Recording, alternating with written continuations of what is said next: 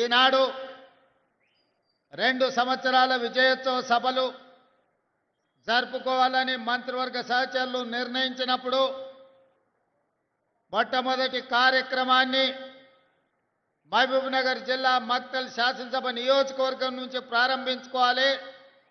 అత్యంత వెనుకబడిన పాలకుల నిర్లక్ష్యానికి లోనైన మక్తల్ శాసనసభ నియోజకవర్గాన్ని మిగతా శాసనసభ నియోజకవర్గాలతో సమానంగా అభివృద్ధి చేయాలన్న ఆలోచనతో మీ నాయకుడు మా సహచర మంత్రివర్గ సభ్యులు వాకిటి శ్రీహరి గారు అడగడంతో ఈ ప్రాంతానికి విచ్చేసి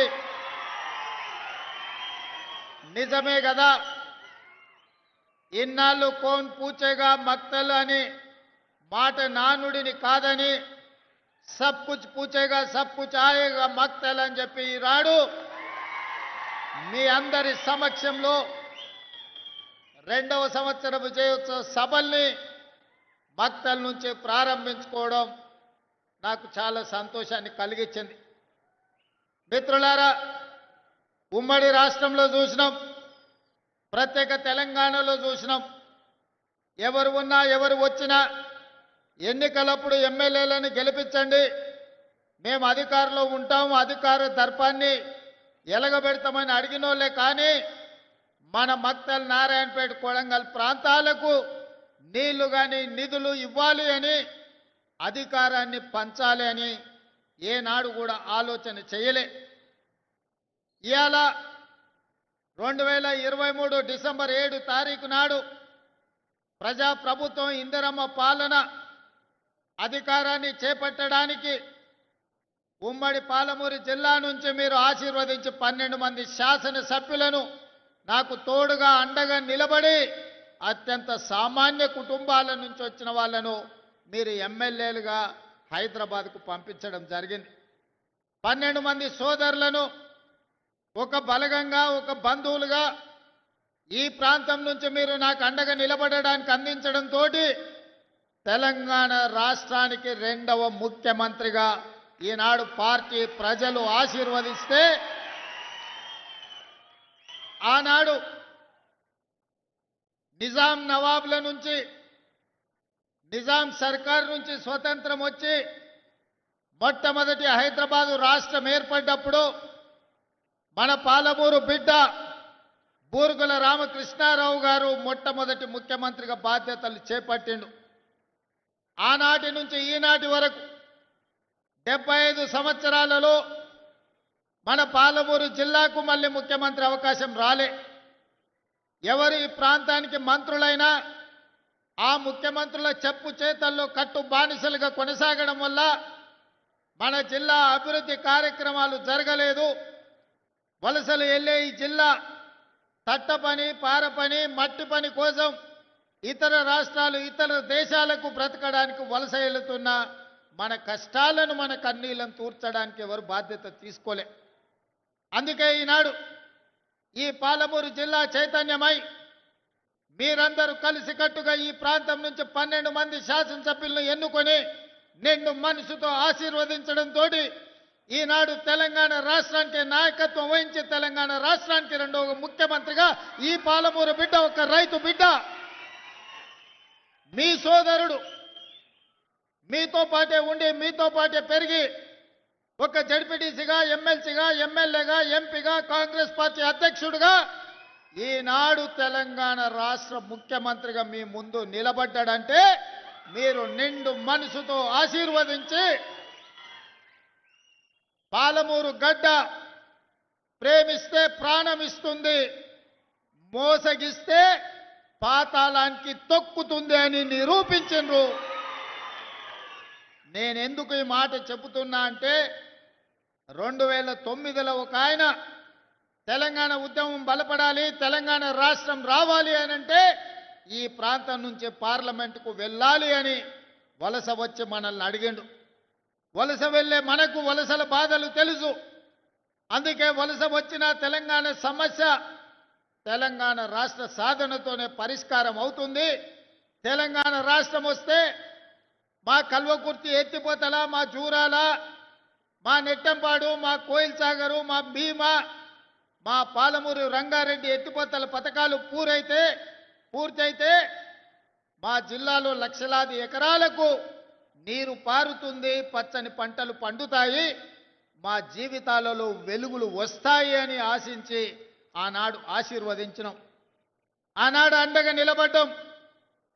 పాలమూరులో ఊరు లేకపోయినా, పార్లమెంటులో నోరు లేవకపోయినా మనం ఆశీర్వదించడంతో 2014లో తెలంగాణ రాష్ట్రాన్ని సాధించి మొట్టమొదటి ముఖ్యమంత్రిగా బాధ్యత చేపట్టిన పెద్దాయన మన జిల్లా ప్రాజెక్టులు ఒక్కటి కూడా పూర్తి చేయలే. ఏనాడో మొదలుపెట్టిన సంగం బండలో పెద్ద బండ అడ్డం వస్తే బండ కొట్టడానికి 12 కోట్ల రూపాయలు కావాలంటే 2 లక్షల కోట్ల రూపాయలు సాగునీటి ప్రాజెక్టులకు ఖర్చు పెట్టినా సంగం బండలో ఉన్న పెద్ద బండను బలగొట్టడానికి 12 కోట్ల రూపాయలు మనకి ఇవ్వలే. మన ప్రాజెక్టులు, మన సంగమండ ప్రాంతం ఒక కోయిల్ సాగర్ కావచ్చు, ఒక నెట్టంపాడు కావచ్చు, ఒక జూరాల కావచ్చు, ఒక కల్వకుర్తి ఎత్తిపోతలు కావచ్చు, ఒక పాలమూరు రంగారెడ్డి ప్రాజెక్టు కావచ్చు. మన సాగునీరు, మన తాగునీరు కోసం ఏనాడు వాళ్ళు తాపత్రయపడలేదు, ఏనాడు మన సమస్యల్ని పరిష్కరించడానికి ప్రయత్నం చేయలేదు. అందుకే అన్ని ఆలోచన చేసి ఇక వాడికో వీడికో పెత్తనం ఇచ్చి ఈరోజు వాళ్ళని అడుక్కునే పరిస్థితి కాదు. మా బిడ్డ మావోడే ఈ తెలంగాణలో పెత్తనం ఉండాలి, మట్టి పనికి పోయినా ఇంటోడే పోవాలని పెద్దోళ్ళు ఎట్లయితే అన్నారో ఇవాళ మట్టి పని పార పని చేసే మన పాలమూరు ప్రజలు ఈనాడు పాలమూరు బిడ్డనే ఆశీర్వదించి తెలంగాణలో అధికారాన్ని కట్టబెట్టారు. అందుకే ఇవాళ మా పెద్దలు దామోదర రాజనరసింహ గారి సహకారంతో, మా మిత్రులు కోమటిరెడ్డి వెంకటరెడ్డి గారి సహకారంతో ఈనాడు కల్వకుర్తి ప్రాజెక్టులను పూర్తి చేసుకోవడమే కాదు, పాలమూరు రంగారెడ్డి ఎత్తిపోతల ప్రాజెక్టులో భాగంగా మా అనిరుద్ధ్ రెడ్డి ఎన్నాళ్ళ నుంచో మా ప్రాజెక్టుకు R&R సరైన న్యాయం జరగాలి అని అంటే ఈనాడు ఆ ప్రాజెక్టుకు సంబంధించిన R&R నిధులు 100% మంజూరు చేసి ఈరోజు ఆ ప్రాజెక్టును పూర్తి చేసుకోవడానికి మనం అడుగులు వేస్తున్నాం. అదేవిధంగా ఉమ్మడి రాష్ట్రంలో మనమందరం ఆనాడు చిట్టం నర్సిరెడ్డి గారు ప్రారంభించిన మక్తల్ నారాయణపేట కొడంగల్ ప్రాజెక్టును ఉమ్మడి రాష్ట్రంలో నేను మంజూరు చేయించుకొస్తే ఆనాటి ప్రభుత్వం 10 సంవత్సరాలు ఆ ప్రాజెక్టును, ఆ జీవోలను తొక్కిపెట్టి మన నోట్లో మట్టి కొట్టిండ్రు. ఎన్నోసార్లు అడిగినాం. ఈ ప్రాంతంలో చాలా మంది రైతులు నారాయణపేట కొడంగల్ ఎత్తిపోతల పథకానికి 69 జీవో సాధన సమితి ఏర్పాటు చేసుకొని గ్రామాన గల్లీ తిరిగి గొంతెత్తి మాట్లాడి, కానీ 10 సంవత్సరాలు మన బాధ విన్నోడు లేడు, మన బాధని అర్థం చేసుకున్నోడు లేడు.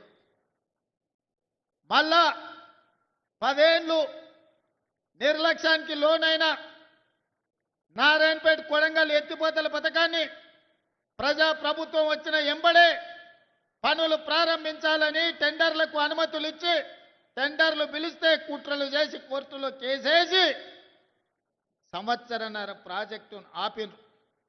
ఈ ప్రాంత రైతులు మా భూమికి 14 లక్షలు ఇస్తే సరిపోదు, మాకు కొంచెం ఎక్కువ ఇవ్వండి, మీ సహకారం ఉండాలి అని మిత్రులు శ్రీహరి దగ్గరికి పోతే శ్రీహరి వచ్చి నాకు కలిసిండు. అన్న, రైతులు బాధపడుతున్నారు, మా రైతులకు కష్టంగా ఉన్నది, జర తక్కువ అవుతున్నది, ఎట్లన్నా ఏమన్నా చెయ్యాలని. నేను ఒక మాట చెప్పిన మంత్రికి, శ్రీహరి పోయి రైతులతోనే మాట్లాడు, అడుగు వాళ్ళను, ఏమడుగుతారో చెప్పమని.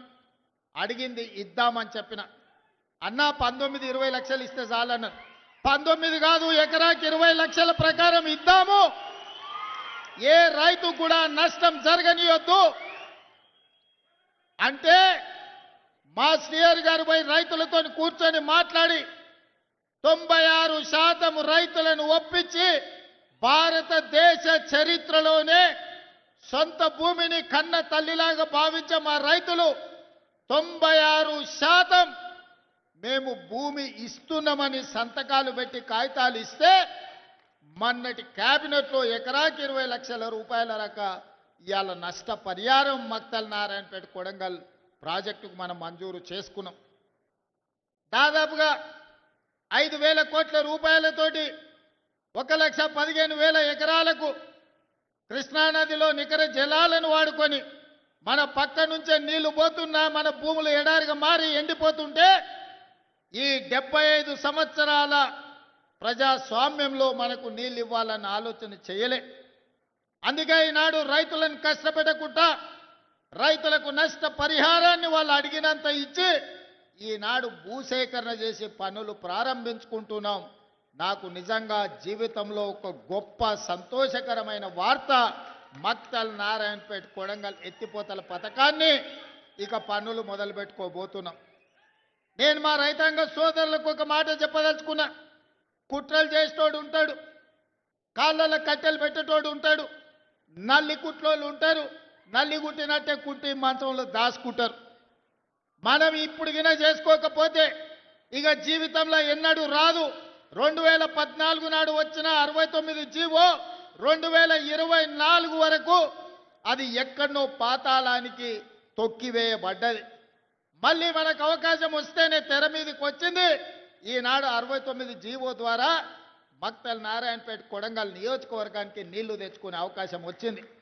నేను చెప్తున్న దండు కట్టండి, గుంపు కట్టండి, ఎంబడుండి పని చేపించుకోండి.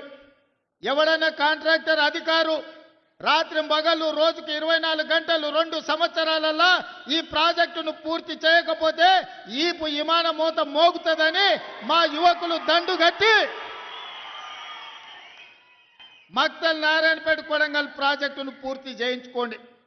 ఏ రాత్రి అయినా ఎన్ని కోట్ల రూపాయలైనా ఈ ప్రాజెక్టును పూర్తి చేయడానికి